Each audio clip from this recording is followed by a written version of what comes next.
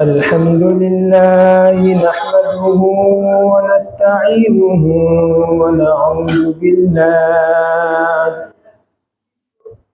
ونعوذ بالله من شرور أنفسنا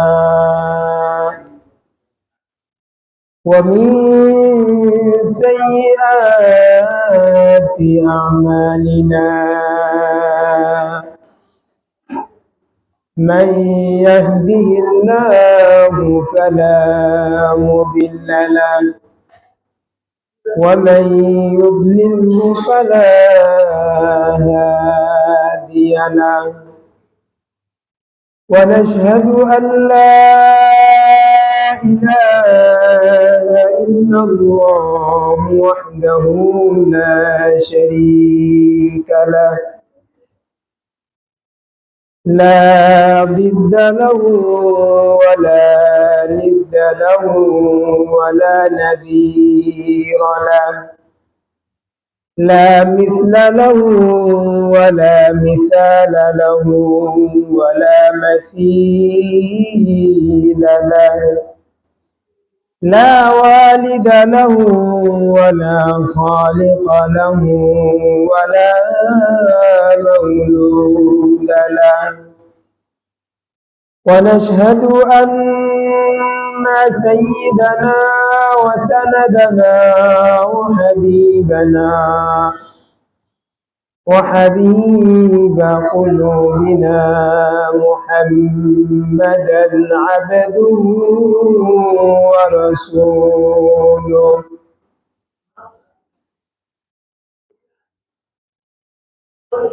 صلى الله عليه وعلى آله وأصحابه أجمعين. أما بعد، فقد قال الله تعالى في كلامه المجيد وفرقانه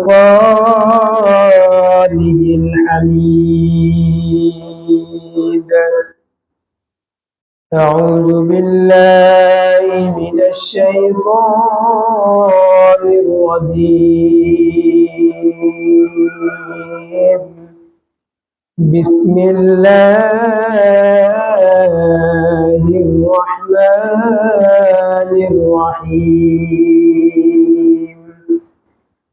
إن أول بيت وضع للناس للذي ببكة مباركا وهدى للعالمين، فيه آيات بينات مقام إبراهيم، ومن دخله كان آمنا، ولله على الناس حج البيت من استطاع إليه سبيلا، ومن كفر فإن الله غني عن العالمين.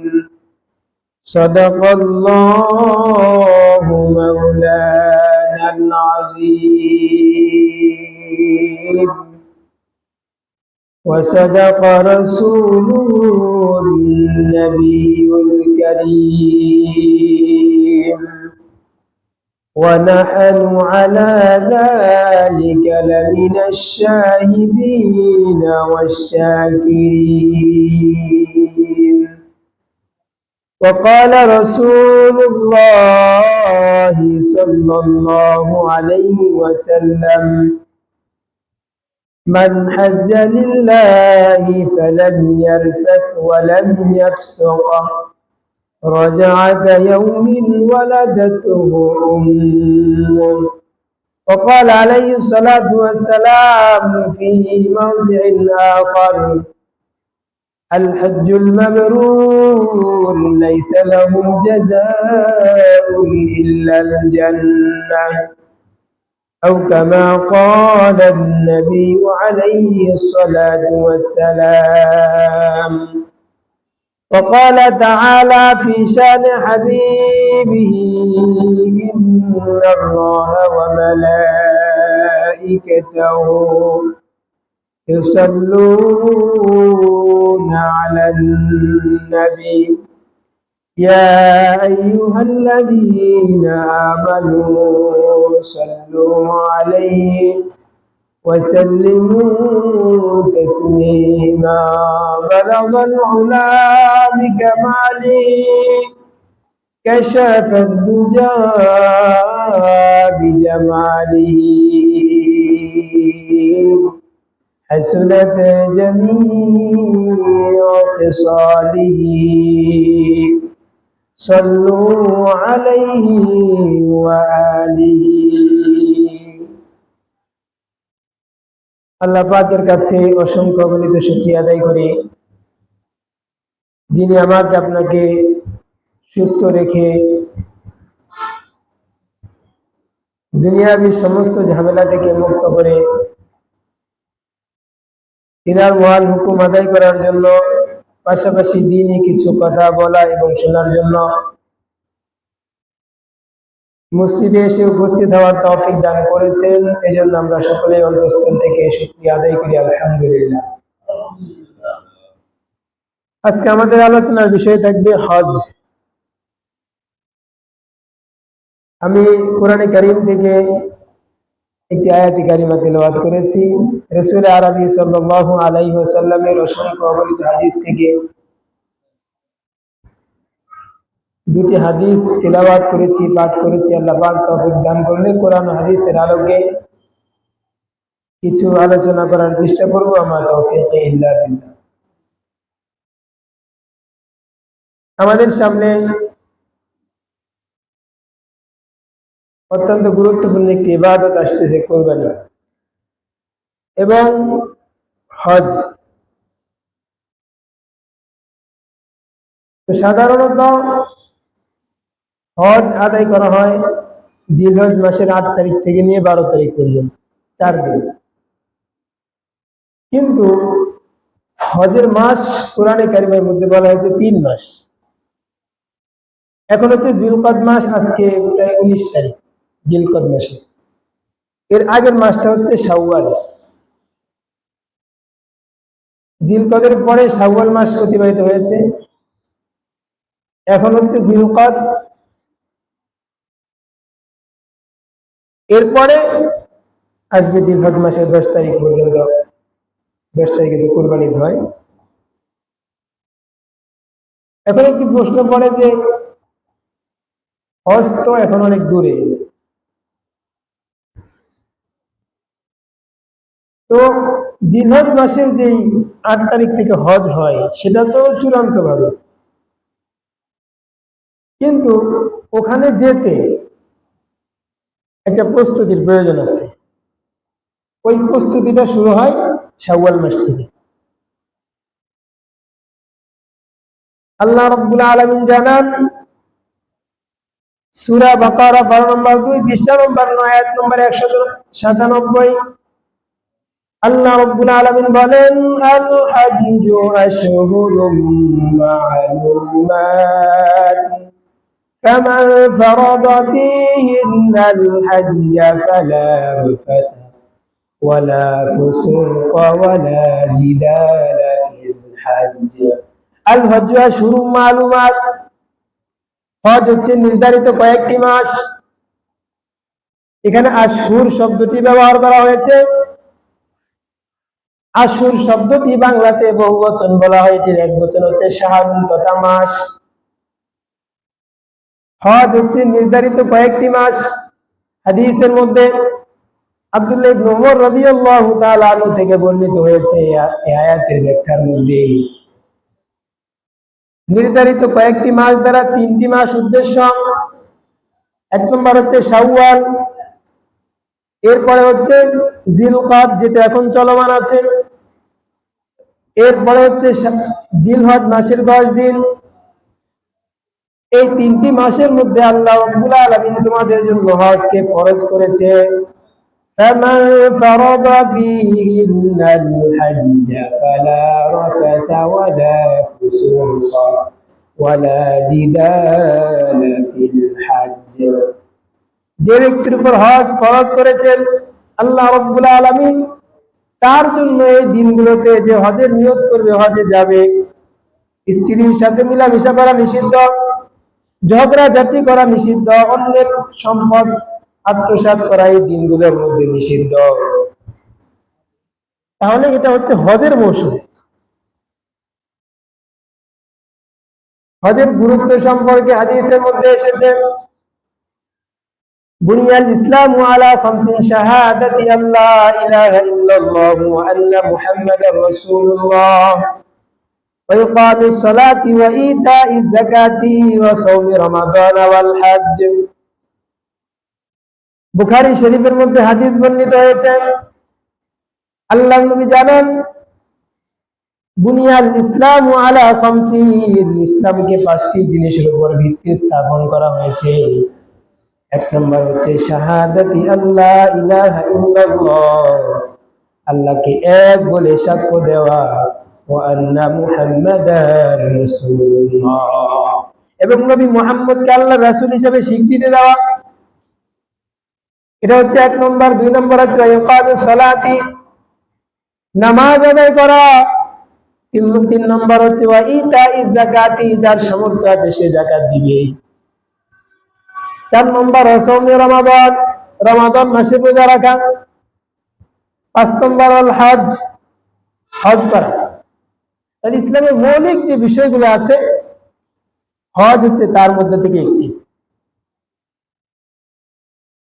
ইবাদতগুলো যেগুলো আছে, এটা সাধারণত 2 ধরনের হয়ে থাকে। একটা হচ্ছে ইতিকাদি বিষয়, তথা বিশ্বাস, আল্লাহর উপর বিশ্বাস করা। এটা আমরা অঙ্গ প্রত্যঙ্গ দ্বারা করব না। আর 4টা হচ্ছে আমাল সম্পর্কে ইবাদত। নামাজ এটা একটা আমল, আমরা করি। রোজা এটা একটা আমল। যাকাত এটাও আমল। হজ এটা একটা আমল। তাহলে ইবাদতগুলো শরীয়তের 2 ভাগে বিভক্ত। কিছু হচ্ছে ইতিকাদ তথা বিশ্বাসগত আমল, এটা আমাকে বিশ্বাস করতে হবে, ওখানে কিছু করার আমার নেই, আল্লাহকে এক বলে বিশ্বাস করতে হবে, এখানে আমি কি করব, কিন্তু নামাজ আমাকে পড়তে হবে। তাহলে ইবাদতগুলো 2 ধরনের, একটা হচ্ছে ইতিকাদ সম্পর্কে ইবাদত, আরেকটা হচ্ছে আমাল সম্পর্কে ইবাদত। আমালের মধ্যে 1 নম্বর হচ্ছে নামাজ, 2 নম্বর হচ্ছে যাকাত, 3 নম্বর হচ্ছে রোজা, 4 নম্বর হচ্ছে হজ। আমালি যে বিষয়গুলো আছে সেগুলোকে 2 ভাগে ভাগ করা হয়।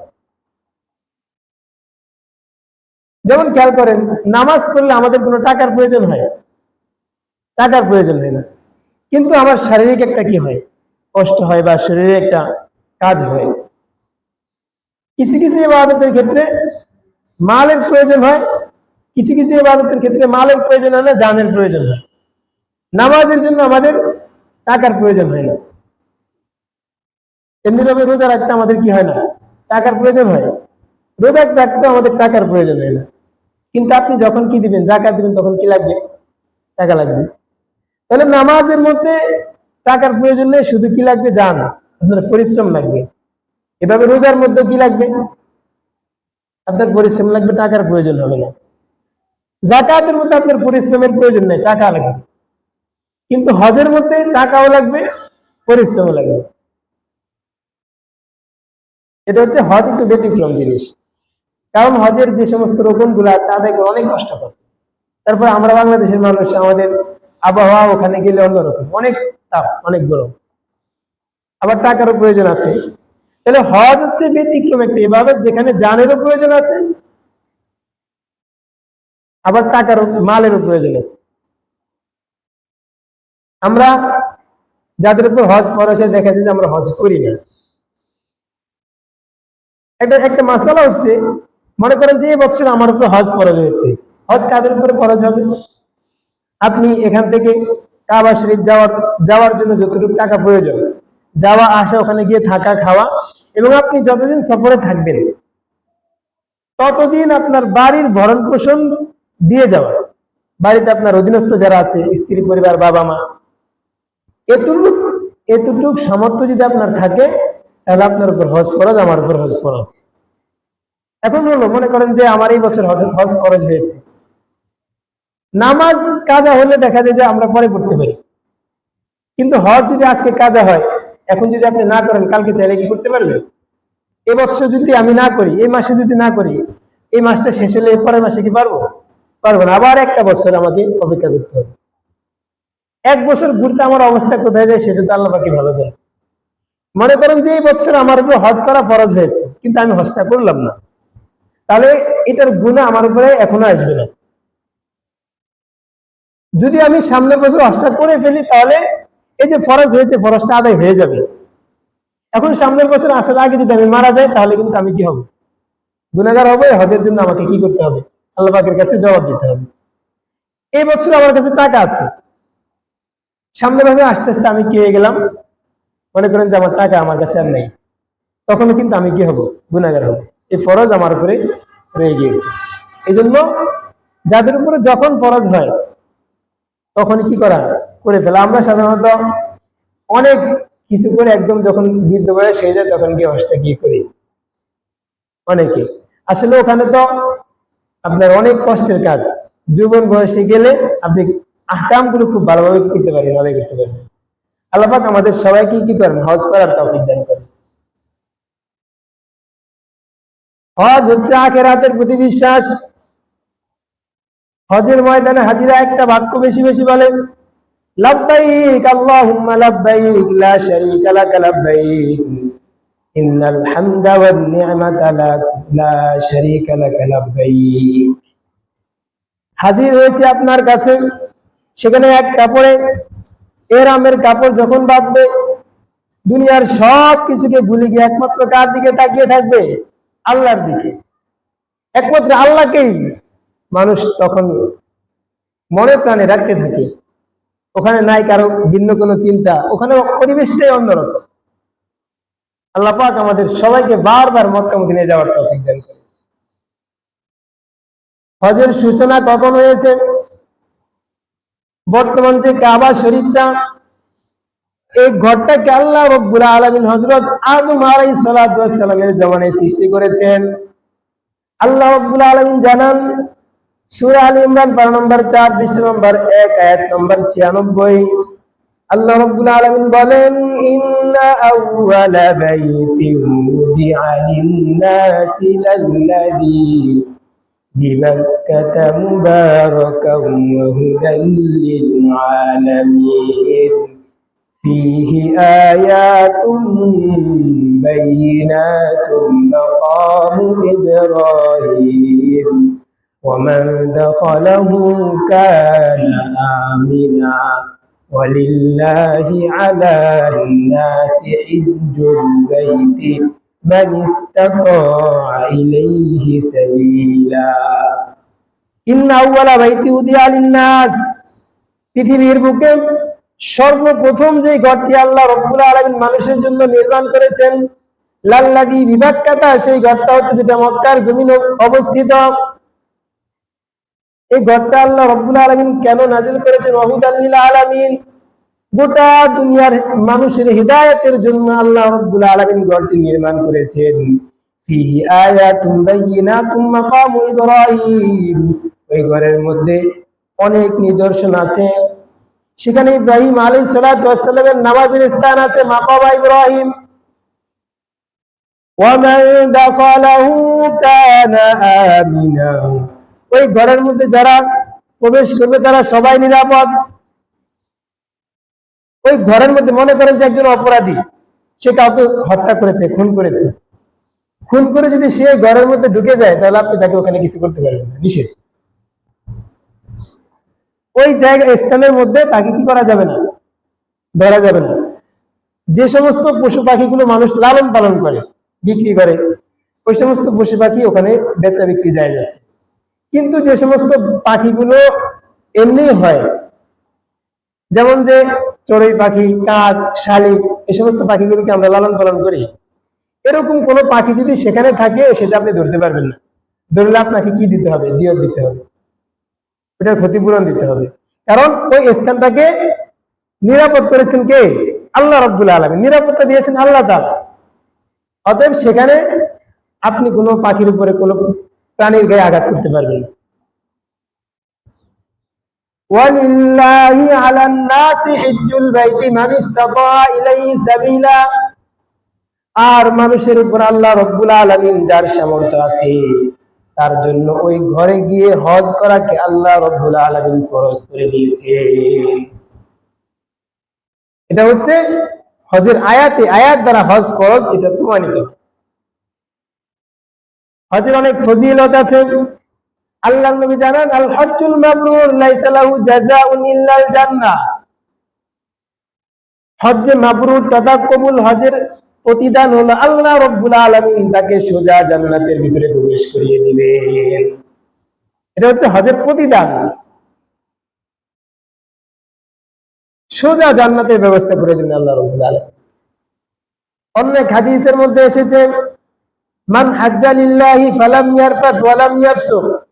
যে ব্যক্তি একমাত্র আল্লাহকে রাজি খুশি করার জন্য হজ করবে, ফালাম ইয়ারফাত ওয়া লাম ইয়াফসুক, হজের মধ্যে কোনো অশ্লীল কাজ করবে না, স্ত্রীর সাথে মেলামেশা করবে না, আল্লাহ রাব্বুল আলামিন এই ব্যক্তিকে হাদিসের মধ্যে বিশ্বনবী জানান, রাজাতুহু উম্মুহু ওয়ালাদাতুহু উম্মুহু। এই ব্যক্তির ফজিলত হচ্ছে, বিশ্বনবী বলেন, এই ব্যক্তি হজ থেকে ফিরে আসলো, যেমন নাকি একটা সন্তান যখন তার মায়ের গর্ভ থেকে ভূমিষ্ঠ হয়, এই সন্তানটা যেমন নিষ্পাপ থাকে, আল্লাহ রাব্বুল আলামিন এই হাজীকেও ওরকম নিষ্পাপ করে দিবেন। রাজাতু কায়াউমিন ওয়ালাদাতহু উম্মুহু, ওই দিনের মতো সে ফিরবে যে দিন একটা সন্তান প্রসব করে নিষ্পাপ হয়ে। একটা সন্তান যেমন নিষ্পাপ থাকে, একজন হাজী সাহেব যদি আল্লাহকে রাজি খুশি করার জন্য হজ করে, ওরকম নিষ্পাপ হয়ে সে হজ থেকে ফিরে আসবে। আল্লাহ পাক আমাদের সবাইকে বারবার মক্কা মদিনায় যাওয়ার তৌফিক দান করেন, আমাদের সবাইকে তৌফিক দিয়ে হজ করার সুযোগ করে দেন। এজন্য দোয়া করতে হবে। টাকা থাকলে হয়, কত টাকাওয়ালা হজ করতে পারে না জীবনে, কিন্তু অনেকের কাছে টাকা নাই, কিন্তু আল্লাহ পাক কি করে দেন? ব্যবস্থা করে দেন। এটা হচ্ছে ভাগ্যের বিষয়। যদি আমরা নিয়মিত দুরূদ শরীফ পড়তে থাকি, দোয়া করতে থাকি, হয়তো আল্লাহ পাক কেউ করে দিতে পারেন, ব্যবস্থা করে দিতে পারেন। অসম্ভবের কিছু নেই। যতটুকু আলোচনা হয়েছে, আমাদেরকে আল্লাহ রাব্বুল আলামিন আমল করার তৌফিক দান করেন, আমাদের সবাইকে আল্লাহ রাব্বুল আলামিন কবুল করেন। ওয়া আখিরু দাওয়ানা আলহামদুলিল্লাহি রাব্বিল আলামিন।